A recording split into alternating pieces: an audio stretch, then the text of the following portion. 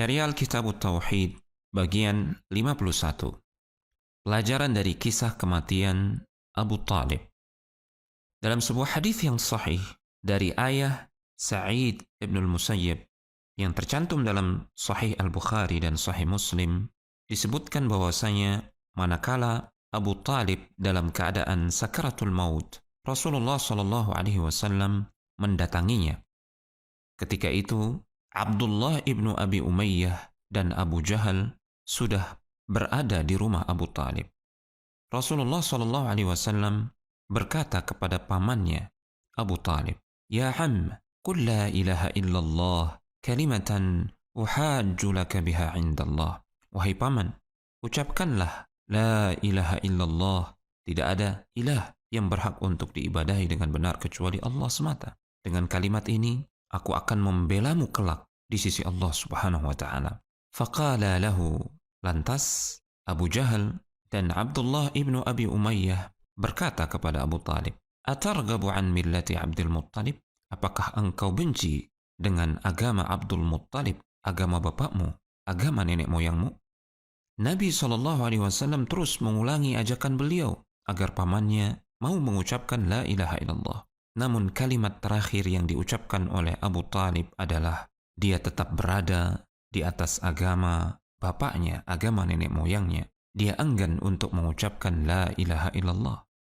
Lantas Nabi SAW bersabda, "Astaghfiranna laka ma lam unha anka." Sungguh, aku akan terus memohonkan ampun untukmu wahai paman, selama aku tidak dilarang oleh Allah Subhanahu wa taala.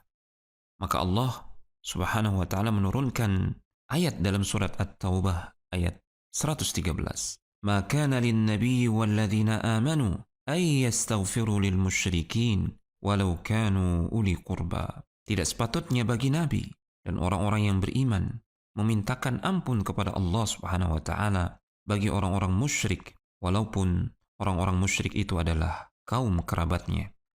Allah juga menurunkan firman-Nya tentang Abu Talib dalam surat Al-Qasas ayat yang ke-56. "Innaka la tahdi man ahbabta, walakinnallaha yahdi man yasha, wa huwa a'lamu bil muhtadin." Sesungguhnya engkau wahai Muhammad SAW tidak bisa memberikan hidayah taufik kepada orang yang engkau cintai, namun Allah Subhanahu wa taala memberikan hidayah taufik kepada orang yang dikehendakinya, dan Allah Subhanahu wa taala lebih mengetahui siapa orang yang berhak menerima hidayah taufiknya. Rasulullah SAW tidak mampu berbuat apa-apa terhadap orang yang paling dekat hubungannya dengan beliau. Ini menunjukkan bahwasanya menggantungkan hati kepada Nabi SAW dalam rangka meraih kemaslahatan atau keberuntungan baik di dunia maupun di akhirat, dan dalam rangka menolak kemudaratan adalah perkara yang batil, apalagi jika hati digantungkan kepada selain beliau sallallahu alaihi wasallam. Beberapa faedah yang bisa dipetik dari kisah ini adalah: pertama, boleh menjenguk orang musyrik yang sakit jika dengan itu bisa diharapkan keislamannya. Kedua, teman-teman yang buruk akan membawa dampak yang buruk. Abu Jahal adalah salah satu sebab Abu Talib enggan masuk Islam. Ketiga, di dalam kisah ini terdapat tafsiran makna la ilaha illallah yang mengandung konsekuensi wajibnya kita meninggalkan peribadatan kepada berhala, kepada para wali dan orang-orang saleh, dan wajibnya kita mengesahkan Allah Subhanahu wa taala dalam ibadah. Dan kaum musyrikin tahu betul akan makna la ilaha illallah ini, tahu betul akan konsekuensinya. Itulah yang menjadikan mereka menolak untuk mengucapkannya. Keempat, siapa yang mengucapkan la ilaha illallah dengan mengilmui maknanya dengan penuh keyakinan, maka dia masuk Islam. Kelima, semua amalan ditentukan oleh akhirnya. Semasa hidupnya Abu Talib senantiasa menolong Rasulullah SAW. Namun di akhir hidupnya dia tidak mau mengucapkan la ilaha illallah, yang menyebabkan dia tidak berhak mendapatkan rahmat Allah di akhirat kelak. Keenam, haram hukumnya memohon ampunan untuk kaum musyrikin. Haram juga memberikan loyalitas untuk mereka atau mencintai mereka.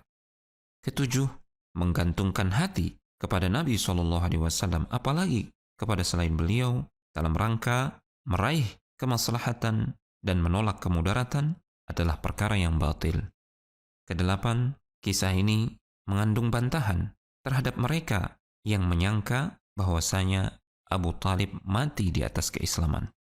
Kesembilan, kisah ini memberikan pelajaran betapa bahayanya sikap taklid kepada nenek moyang, sehingga menjadikan ucapan mereka sebagai pegangan, sebagai hujjah dalam memutuskan segala perbedaan pendapat.